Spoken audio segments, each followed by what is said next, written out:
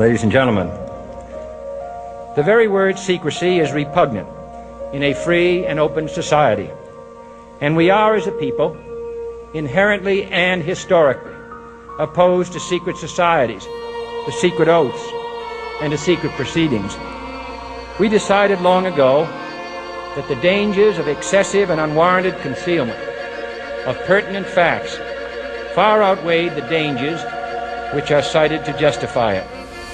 Even today, there is little value in opposing the threat of a closed society by imitating its arbitrary restrictions. Even today, there is little value in ensuring the survival of our nation if our traditions do not survive with it.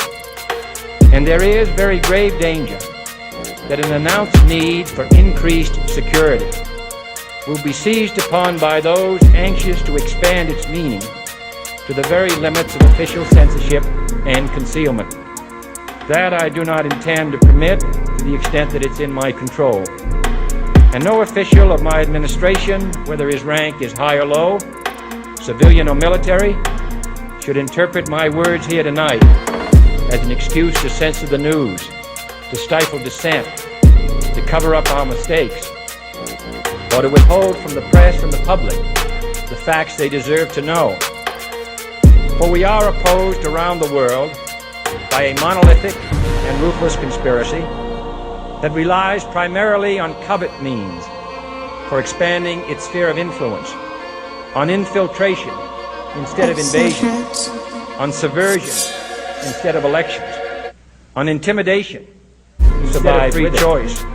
And there is very grave danger instead of armies that an announced need for increased security will be seized upon by those anxious to expand a system which has constricted the very limits of official censorship, human and material resources, into the building I intend to permit to the extent that it's in my control. That combines no official of my administration, whether his rank is high or low, economic, civilian or military, and political operations, interpret my words here tonight its preparations as an excuse to censor the news. Its mistakes are buried, not to cover up our mistakes. Its dissenters are silent, or to withhold from the press and the public.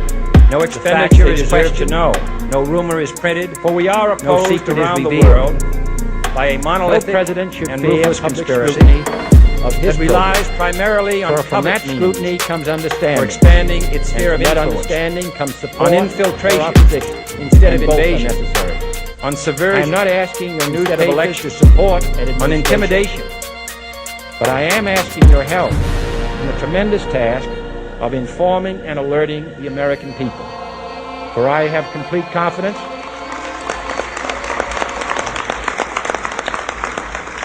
in the response and dedication of our citizens whenever they are fully informed.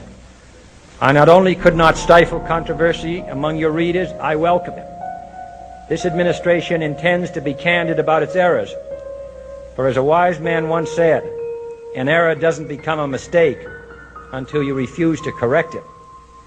We intend to accept full responsibility for our errors, and we expect you to point them out when we miss them.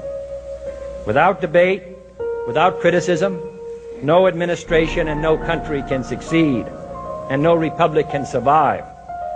That is why the Athenian lawmaker Solon decreed it a crime for any citizen to shrink from controversy.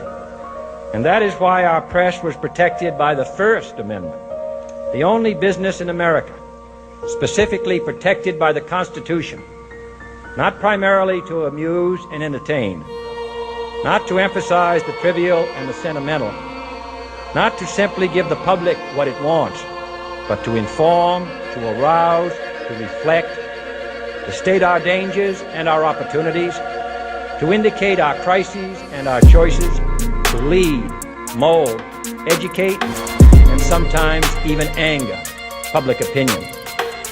This means greater coverage and analysis of international news, for it is no longer far away and foreign, but close at hand and local. It means greater attention to improved understanding of the news, as well as improved transmission. And it means, finally, that government at all levels must meet its obligation to provide you with the fullest possible information outside the narrowest limits of national security. And so it is to the printing press, to the recorder of man's deeds, the keeper of his conscience, the courier of his news, that we look for strength and assistance, confident that with your help, man will be what he was born to be, free and independent.